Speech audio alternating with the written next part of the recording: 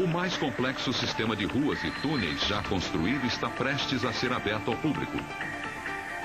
Conhecido em Boston como Big Dig, é o maior projeto urbano de construção da história moderna, e suas conquistas técnicas prometem acabar com os terríveis congestionamentos da cidade.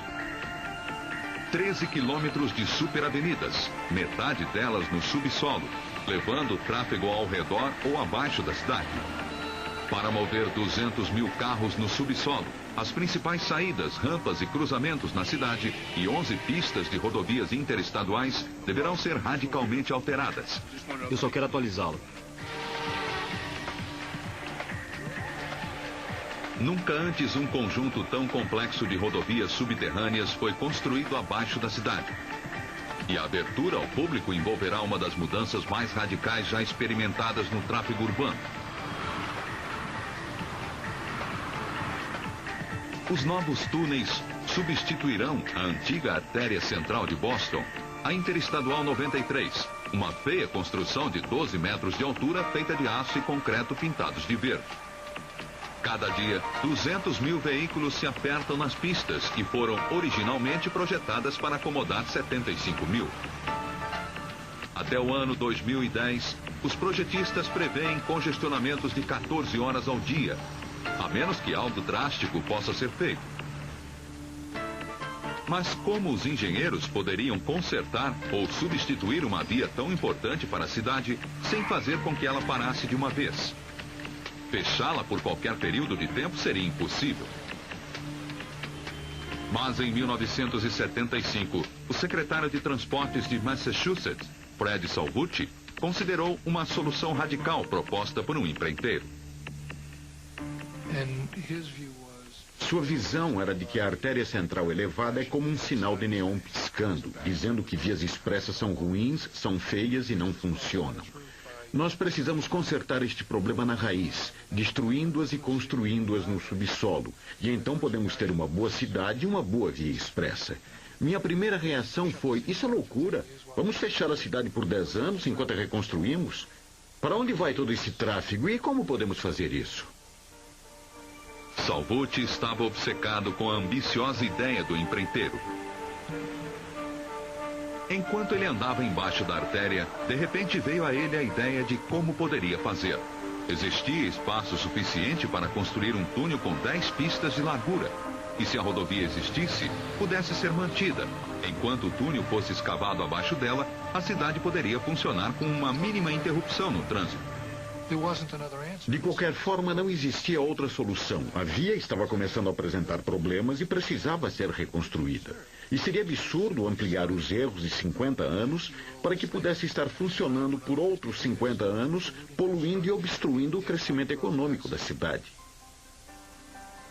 Salvucci apresentou um plano ambicioso para reconstruir a I-93, a artéria central abaixo de Boston.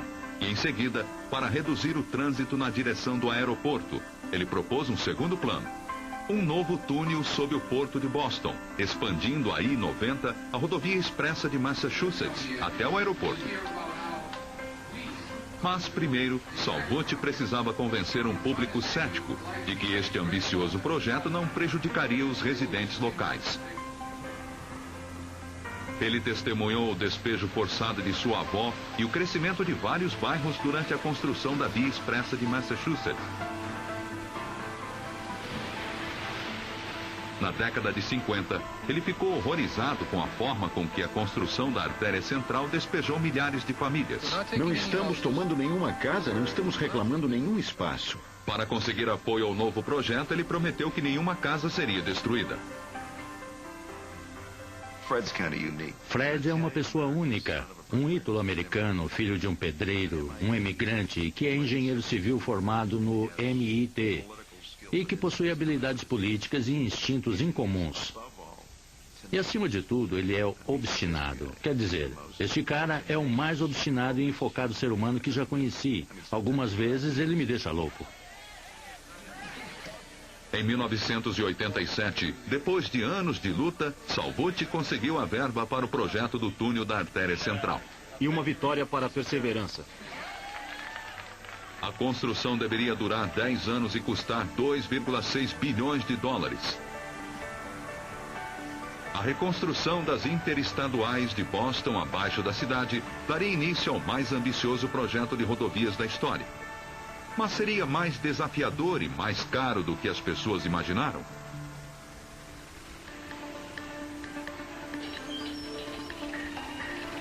Em 1991, Boston comprometeu-se a construir o mais complexo sistema de ruas e túneis já construído. O Big Dig começou quando a maior escavadora do mundo, a Super Scoop, cavou a vala para o primeiro túnel abaixo do porto de Boston. 690 mil metros cúbicos de terra tiveram de ser removidos para que as seções pré-fabricadas do túnel pudessem ser colocadas ao longo do fundo do porto. O objetivo era desviar o tráfego do centro da cidade, dando aos motoristas uma segunda rota para o aeroporto. Enquanto isso, no estaleiro em Baltimore, em Maryland, 650 quilômetros ao sul, 12 seções do túnel estavam sendo montadas. Elas têm o formato de um binóculo e cada lado terá 2 pistas da rodovia interestadual. Em 1992, depois de uma viagem pela costa do Atlântico, a primeira seção do túnel chegou a Boston, sendo recebida por uma brigada de incêndio. O enorme monstro de aço tinha quase 100 metros de comprimento e pesava quase 7.000 toneladas.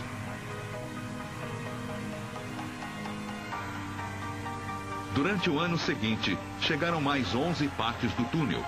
Elas foram armazenadas num terminal de balsa, onde os trabalhadores adicionaram 23.000 toneladas de concreto e aço, para transformá-las nas rodovias interestaduais. Quando os leitos da estrada estavam prontos, cada seção pesava tanto quanto o encoraçado da Segunda Guerra Mundial. Em 1993, uma barcaça rebocou a primeira seção submersa do túnel, na direção do leste de Boston. Aqui, os túneis terrestres para a I-90 estavam sendo escavados até o começo do porto. Os engenheiros precisavam colocar o túnel marinho a alguns milímetros de seu companheiro em terra. Mas isto poderia ser feito?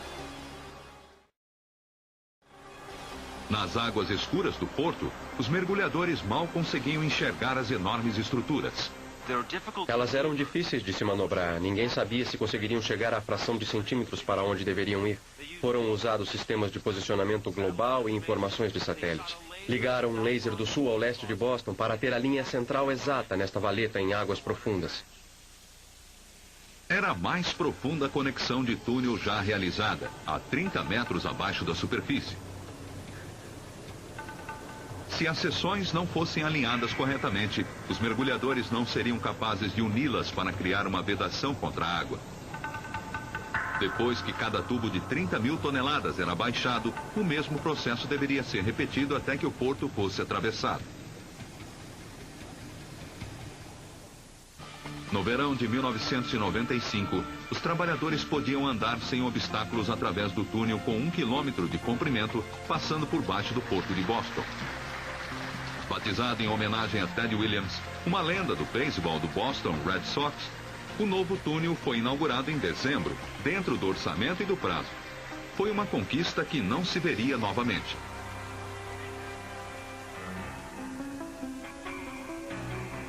Enormes desafios foram assomando. Para conectar o túnel Ted Williams à I-90, os engenheiros precisavam construir uma rodovia de 10 pistas abaixo do canal Port Point de Boston. Isso significaria cruzar sobre um metrô, passar pela maior fábrica da cidade, o correio, e abaixo das linhas ferroviárias de transporte urbano. Como se isso não fosse complicado, era também um local onde existiam os solos mais fracos, em toda a rota da via até a maior profundidade. E era ali que deveríamos colocar o túnel. Os enormes túneis não poderiam ser suportados pelo solo fraco que era encontrado ao redor do canal. Se os engenheiros não encontrassem uma forma de reforçar o solo saturado de água, a construção seria impossível. Depois de semanas de busca, eles encontraram uma solução. A 10.000 quilômetros de distância. No Japão e na Ásia, onde há uma escassez de espaço, Foram desenvolvidas formas econômicas de recuperar áreas de terra instável com uma técnica chamada combinação de solo, onde você utiliza o solo existente no local e o mistura com cimento. Os engenheiros decidiram reforçar 570 mil metros cúbicos de terra. As gigantescas lâminas penetraram até 40 metros de profundidade no terreno do canal e o misturou com cimento. Levou 3 anos até que o solo estivesse duro o suficiente para suportar a escavação de um dos mais largos túneis do mundo. Enquanto isso, surgia um novo obstáculo. As baixas pontes do canal impediam que as seções do túnel fossem construídas fora do local e trazidas flutuando. Os engenheiros avisaram Salvucci de que o problema parecia insuperável. E a minha primeira reação foi, nós fizemos um estudo de impacto ambiental. Você fez as análises que diziam que esta era a forma certa de fazer isso. Nós conseguimos todas as permissões, o financiamento, e agora você diz que não sabe como construí-lo. É inaceitável. Você tem que resolver esse problema. E parece que 2 semanas depois, Lou Silano veio com esta brilhante solução, que é como construir um navio dentro de uma garrafa. Silano propôs cavar uma enseada na margem e utilizá-la para construir seções do túnel. Uma vez construídas, a enseada poderia ser inundada e as seções lançadas para dentro do canal. Por causa do seu enorme tamanho, elas não podiam ser construídas todas de uma vez. Você precisa entender que esses túneis têm talvez 27 metros de largura, 12 metros de profundidade e 90 metros de comprimento. São monstros enormes. Eles não são pequenos, e isso sempre representou um problema, porque eu não conseguia ter todos os tubos dispostos de uma vez. Mas a ideia era apreciada pelo Fred, porque agora nós tínhamos uma forma de construir o túnel. Trabalhadores cavaram uma enseada de 300 metros, tão longa quanto a altura da Torre Eiffel. De um lado, represas temporárias de 6 andares de altura seguravam as águas do canal Port Point durante a construção. A enseada, com 90 metros de largura, era mais larga do que as maiores comportas do canal do Panamá. Dentro, os trabalhadores começaram a construir as primeiras 4 seções do túnel. A maior pesaria 46 mil toneladas, mais do que o Titanic. Todos os dias, guindastes gigantescos desciam equipamentos até o fundo de uma das maiores áreas de construção do país. Dentro desta enseada de fundição era como uma vila. A piada é que aqui é preciso uma vila para construir um túnel. Havia desde carpinteiros e ferreiros até operadores de empilhadeiras e guindastes, todos atuando dentro desta enseada. O empreiteiro disse que era o maior buraco para a construção que ele já tinha visto. Era incrível.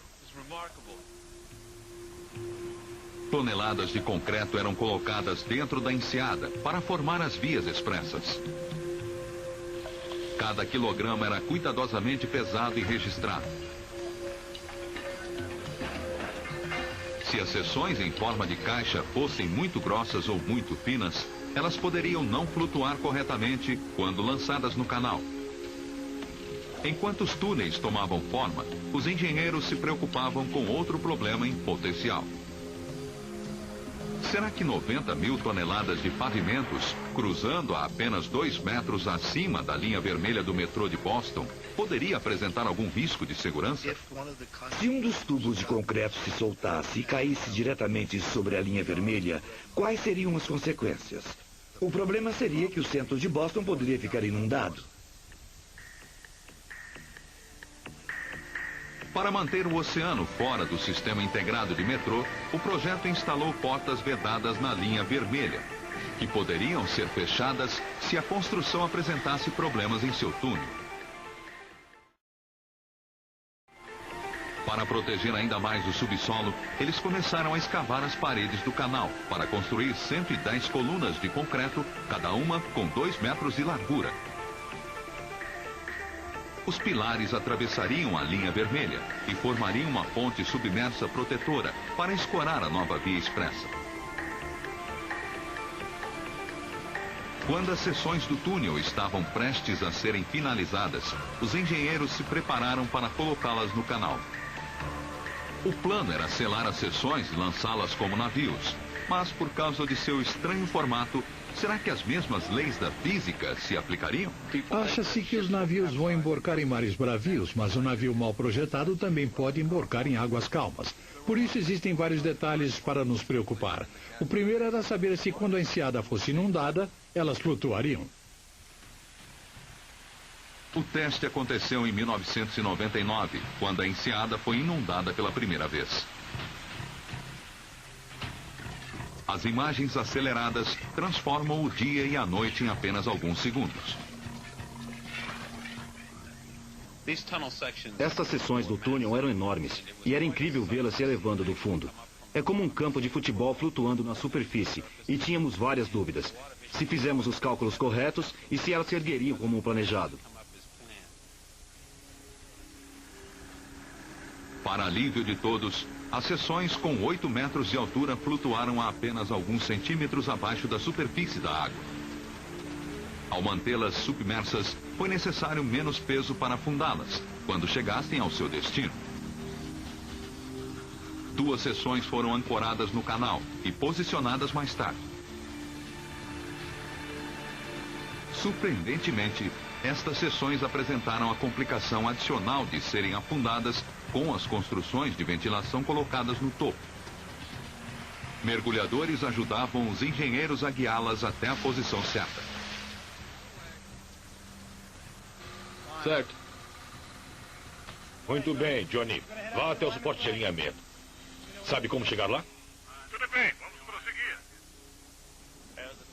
Quando as seções do túnel foram se aproximando, eles deviam avisar os engenheiros e os trabalhadores qual a exata localização e qual a distância entre elas. Nós éramos os seus olhos embaixo d'água. Lembre-se de que existem colunas posicionadas embaixo do canal Fort Point, que os tubos imersos precisam ser flutuados e posicionados bem em cima destas colunas, como blocos de encaixar. Mas o controle é crítico porque uma vez posicionado não podemos retirá-lo. Assim só temos uma chance de sucesso. Uma vez que a seção estava em sua posição correta, os engenheiros esperaram pela maré baixa. Quando o mar recuou, a água foi bombeada para tanques dentro da seção para afundá-la. Iniciando. Colocando em posição. Entendido. Muito bem. Uma vez que a seção do túnel tivesse chegado e um mergulhador tivesse descido e comunicado que tudo estava bem, nós sabíamos que tínhamos feito o trabalho corretamente.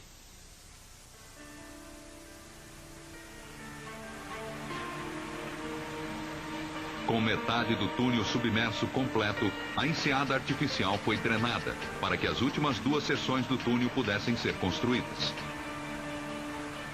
Os engenheiros agora voltavam sua atenção para a construção do último elo que faltava para conectar o túnel embaixo do canal com a I-90.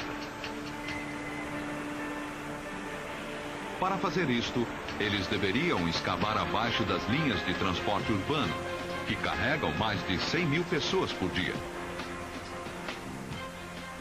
Um grande desafio era o movimento diário dos trens. Nós temos trens urbanos e trens de Amtrak. Nós não podíamos interditar os trilhos. Precisávamos manter as 250 rotas circulando. O local apresentou outro problema. Como na margem do canal Fort Point, o solo embaixo dos trilhos era muito instável para a passagem de um túnel. Mas como o solo poderia ser reforçado sem afetar o serviço ferroviário da Nova Inglaterra? Um empreiteiro propôs uma solução radical: congelá-lo. 2.000 canos foram inseridos ao redor dos trilhos e preenchidos com água salgada resfriada a 34 graus negativos. Enquanto o líquido circulava até uma unidade refrigeradora, ele retirava o calor do solo. Dentro de meses, o projeto criou o maior iceberg já feito pelo homem. Com um chão duro o suficiente para suportar a construção, os trabalhadores começaram a escavar enormes poços ao lado do local. O plano era construir as seções e depois empurrá-las para baixo dos trilhos, utilizando uma técnica inovadora de transporte. Uma vez apresentado o conceito, precisávamos pensar nos detalhes. Poderia ser feito. Poderíamos arriscar um colapso do solo. Nós arrastaríamos os trilhos de trem quando empurrássemos esses túneis abaixo deles. E qual a força que precisaríamos para empurrar um túnel de concreto do tamanho de um ginásio através do solo embaixo dos trilhos de trem? Os túneis foram transportados abaixo de outros locais delicados, mas nunca numa escala tão grande. Para proteger os trilhos, os engenheiros precisavam evitar que o solo abaixo deles fosse arrastado junto com os segmentos do túnel. Eles resolveram puxar cabos de aço na direção oposta do transporte, para contrabalançar o atrito e manter a terra no lugar. Dentro das caixas de concreto com 90 metros de comprimento, soldadores prepararam máquinas tradicionais de mineração para abrir uma passagem abaixo dos trilhos.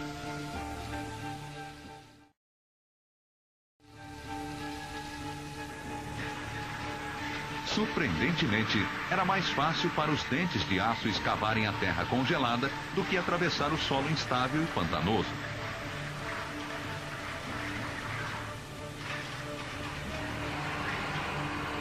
Os tratores rapidamente retiravam a terra congelada e levavam para o final da escavação, onde guindastes gigantes a retiravam antes que derretesse.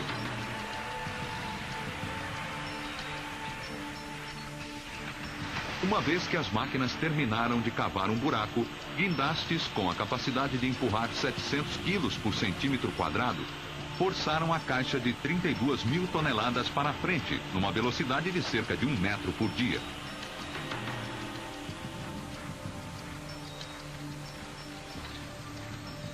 Durante 3 anos, os engenheiros de Boston trabalharam para construir um dos mais ambiciosos projetos de túnel da história.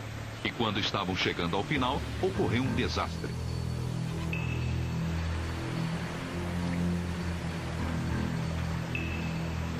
"15 metros abaixo do canal Fort Point, a água começou a passar pela vedação, onde os túneis da terra e da água se encontravam.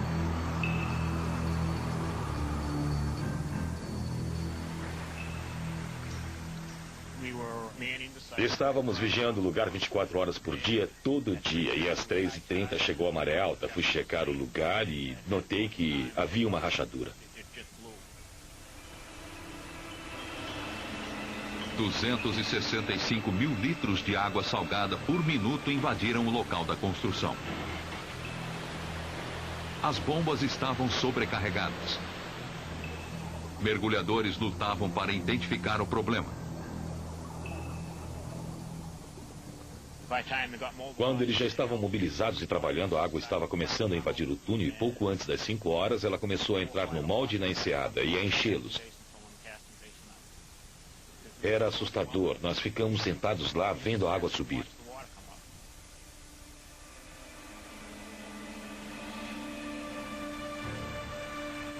Com guindastes caros embaixo d'água, os administradores calcularam que o Big Dig sofreria um atraso de vários meses e o custo aumentaria em milhões de dólares. Era como se tivéssemos levado um soco no estômago depois de trabalhar por tanto tempo. Nós estávamos aqui por 8, 10, 11 anos e estávamos vendo a água entrando na estrutura que tínhamos acabado de montar. Era desolador.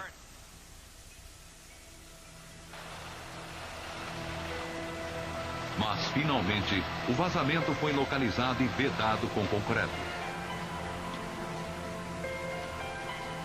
O sonho de ligar a I-90 ao aeroporto Logan estava agora dentro da realidade. A construção deste túnel de 490 metros de comprimento custou $1 bilhão e 500 mil dólares. Considerada um triunfo tecnológico, é a via expressa mais complexa e mais cara por quilômetro já construída.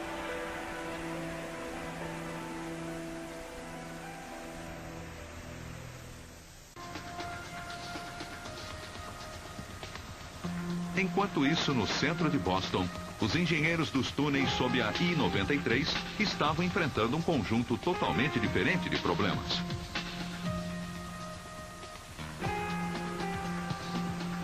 Antes que as escavações pudessem começar, a infraestrutura de Boston precisava ser alterada. Tubulações de água, esgoto e gás, linhas de eletricidade, telegrafia e telefonia, tudo precisava ser transferido. Mas para onde? Podemos dizer que abaixo das ruas da cidade de Boston ou de qualquer cidade, assim como acima das ruas, se tirarmos a pavimentação, não sobra muito espaço para a terra lá embaixo. São canos atravessando canos, são bueiros ao lado de bueiros, sistemas ao lado de sistemas. Parece um prato de espaguete. 31 empresas diferentes começaram a delicada tarefa de mover e atualizar os serviços públicos de Boston. Com o caos dando lugar à ordem, um espaço para o novo túnel foi liberado. Mas ainda ficou um obstáculo. As vigas que sustentavam a via elevada estavam bloqueando a construção. Para removê-las, os engenheiros precisavam colocar o peso da I-93 sobre outra fundação. Máquinas maciças escavaram valetas profundas e estreitas ao longo da artéria. Para evitar que cedessem, uma mistura diluída de argila foi colocada em seu interior. Quando as máquinas alcançaram a camada de terra, traves de aço e concreto deslocaram a pasta fluida para formar paredes subterrâneas para a nova via expressa. Entre elas, o túnel seria escavado. No topo das novas paredes, 30 mil toneladas de aço temporário escorariam a artéria durante a construção.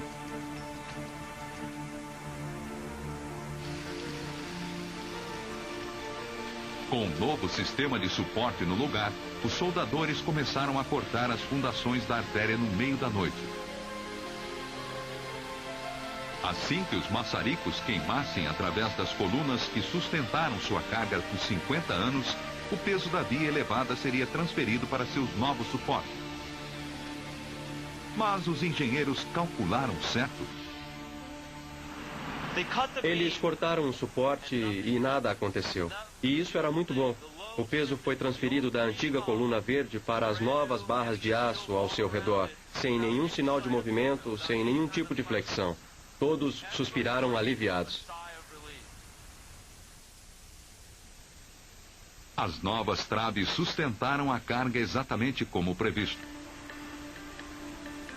Uma vez que o caminho para a construção estava livre, a árdua tarefa de escavar embaixo da cidade começou. A cada dia, os moradores de Boston acordavam sem saber quais as novas alterações que os aguardavam. Apesar das ruas mudarem, pelo menos elas continuavam abertas. Poucos deles se davam conta que, enquanto passavam pelas ruas, a terra abaixo de seus pés estava sendo retirada. No auge das construções, 4.500 operários tomavam conta do subterrâneo da cidade. Os trabalhadores diziam que construir o Big Dig através do centro de Boston era como tentar construir o Canal do Panamá na cidade de Nova York. Eu não acho que alguém já tenha tentado fazer um túnel como este sob uma cidade. Com certeza foram construídos túneis sob várias cidades. Linhas de metrô são construídas o tempo todo. Mas este não é apenas um túnel tubular reto com um metrô dentro. Esta é uma rodovia interestadual de 8 ou 10 pistas, no alinhamento curvo. Nós tínhamos um grande compromisso de não afetar a cidade, não parar o trânsito, não atrapalhar os pedestres. Era quase uma coisa ridícula de se realizar, tão complicado. Uma das decisões técnicas mais difíceis relacionadas ao Big Dig era como enterrar a I-93 abaixo de um dos mais movimentados cruzamentos da cidade. Aqui, milhares de pedestres saem das linhas do metrô e da via expressa em direção ao centro de Boston. Mas o desafio de manter o tráfego humano fluindo é pequeno em comparação aos obstáculos no subsolo. Abaixo da rua, existia um corredor para os pedestres, um novo serviço de ônibus para o aeroporto e os trens da linha vermelha transportando mais de 200 mil passageiros por dia. A I-93 na direção norte precisava ser enterrada aqui. Mas onde? A única opção era abaixo da estação e isso exigia que nós descêssemos a rodovia cerca de 37 metros e criássemos um túnel abaixo dos túneis, enquanto o complexo de estações da linha vermelha continuasse funcionando.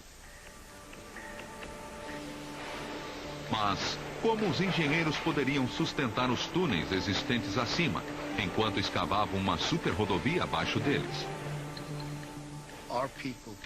Nosso pessoal teve a ideia de ir para baixo com 2 eixos em cada lado da estação e depois escavar embaixo para construir uma ponte.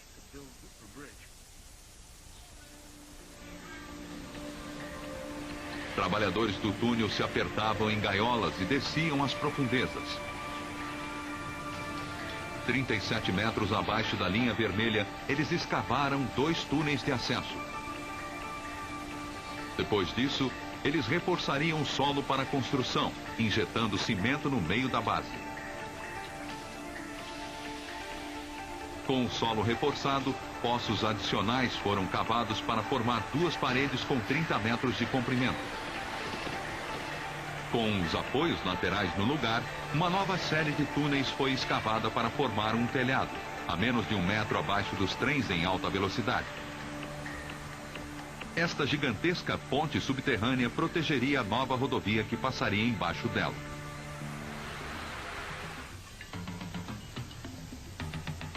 Enquanto os túneis abaixo de Boston tomavam forma, os engenheiros estavam preocupados em como conectá-los com a rodovia elevada que atravessava o rio.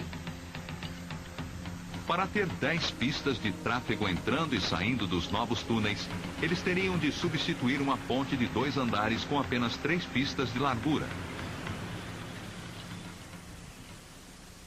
Nós estudamos todos os tipos imagináveis de pontes para aquela área. Nós somos de A até Z. Você sabe quantas são?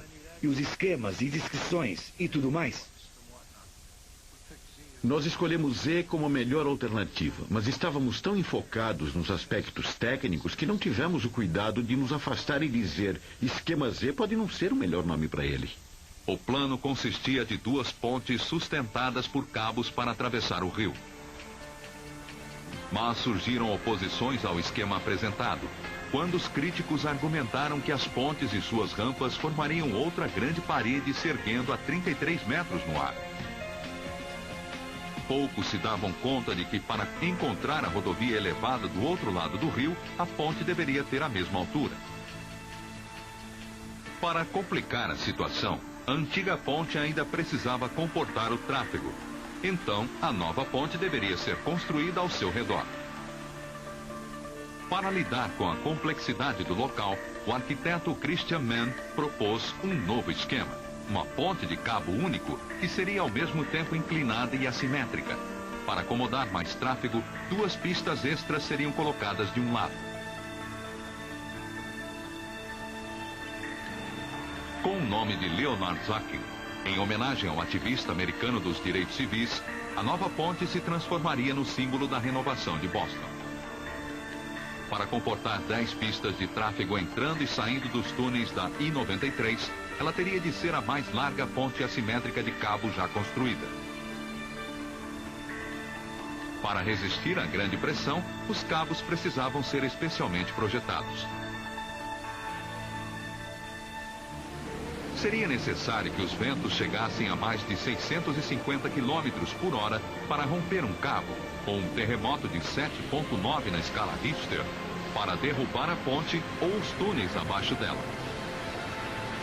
Ironicamente, não era um evento catastrófico que preocupava os engenheiros do Big Dig, mas um acidente comum, especialmente se envolvesse um incêndio. Para antecipar este perigo nos túneis, 7 estruturas de ventilação foram construídas como a primeira opção de defesa. –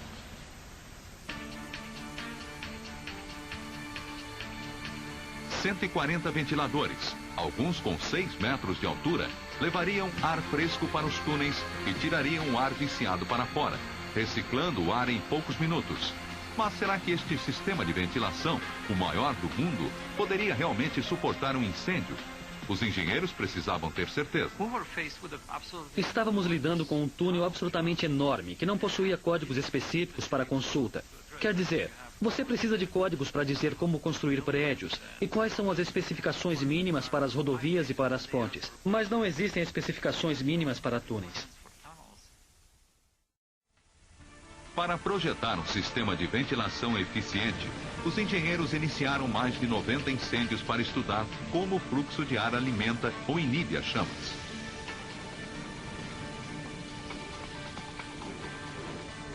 Os resultados levaram a um sistema computadorizado de rodovia inteligente, projetado para lidar com emergências. Muito tempo antes, o sistema enfrentou a primeira crise no túnel Ted Williams, já em funcionamento. Níveis elevados de monóxido de carbono alertaram que o tráfego havia parado. Câmeras localizaram um ônibus em combustão no túnel oeste. Por sorte, os passageiros já haviam saído. Quando os alarmes foram ativados, as chamas tomaram conta do ônibus. Computadores identificaram qual dos 24 ventiladores do túnel deveria ser reprogramado para sua máxima velocidade, para puxar a fumaça e o calor para longe dos carros presos atrás do ônibus. O fogo era empurrado de trás do ônibus para frente. Não era apenas a fumaça que estava sendo empurrada. Notava-se que o calor estava sendo empurrado para fora. E é isso que nós queremos quando isso acontece. Minhas preocupações desaparecem. Porque aí é um fogo controlado. E eu percebi que estava assistindo ao teste máximo para este túnel. Uma hora mais tarde, equipes de emergência já tinham apagado o fogo. Ninguém saiu ferido. O sistema de rodovia inteligente se comportou brilhantemente, permitindo que o túnel fosse reaberto rapidamente.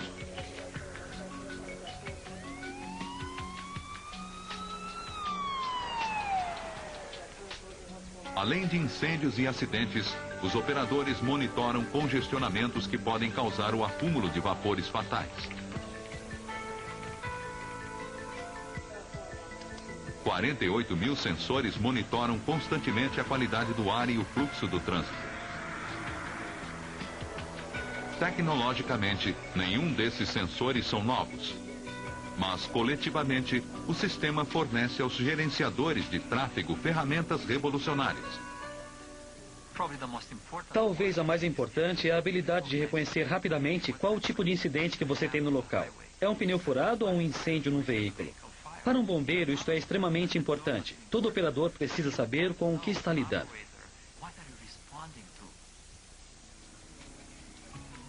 Mas a segurança tem um preço. Quando os túneis do Big Dig estiverem totalmente abertos, a operação custará 60 milhões de dólares por ano.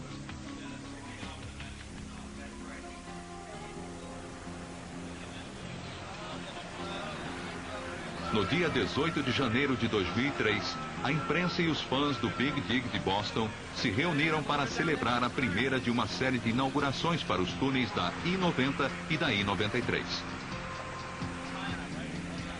O público observava enquanto os administradores se preparavam para a abertura do túnel I-90 na direção oeste, o túnel que fora inundado embaixo do canal Fort Point.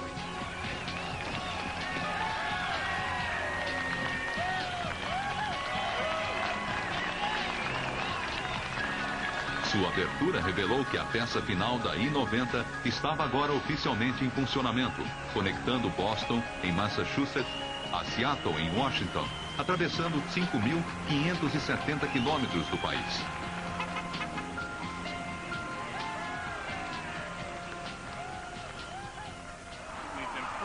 Podemos fornecer a rede de transporte para uma das principais cidades dos Estados Unidos. E também oferecemos uma chance de conquistar muito mais. Os parques na cidade, a reconexão dos bairros.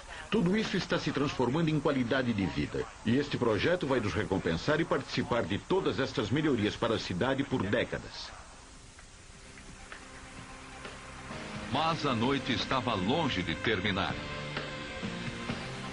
Para inaugurar o sentido leste da I-90, os funcionários tomaram a rara decisão de primeiro fechá-la.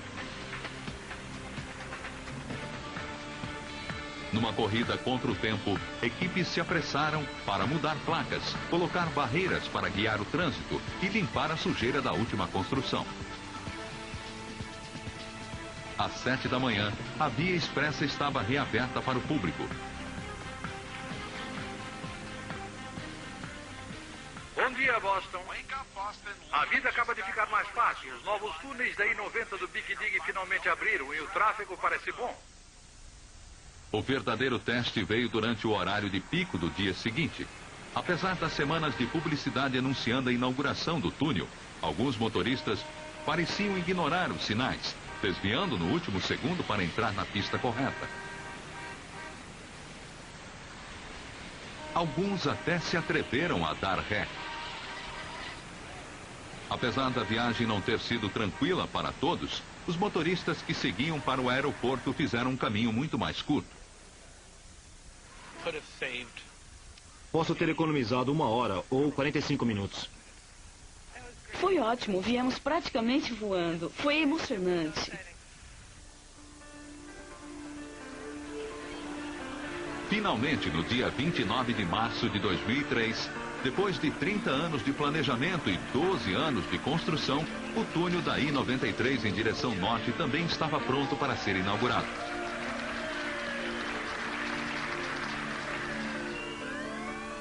Viaturas policiais conduziam o tráfego em direção ao túnel quando o prefeito deu o sinal verde. A nova 93 Norte está oficialmente aberta. Em pouco tempo, o túnel para o sul estará terminado e todo o trânsito da interestadual estará fluindo sem ser visto, abaixo da cidade. Além de desobstruir o tráfego, o Big Dig de Boston criou um benefício adicional. 5 quilômetros a leste da cidade, o projeto está retomando um terreno precioso. A ilha Spectacle já foi uma pilha tóxica de lixo, misturada com vidro que brilhava com a luz do sol. Durante anos, este lixo tóxico vazou para o porto de Boston. Agora, com o descarregamento de mais de 3 milhões de metros cúbicos de terra do Big Dig, este antigo desastre ecológico é um parque nacional, com quilômetros de trilhas para caminhada. Este foi o primeiro erro consertado com o Big Dig. É um ótimo sinal do que pode vir, pois teremos 26 mil árvores e plantas tomando conta da paisagem só aqui na ilha. No centro serão 5 mil árvores. É difícil imaginar árvores, plantas, espaço aberto e grama, tudo isso vindo para o centro. Será espetacular.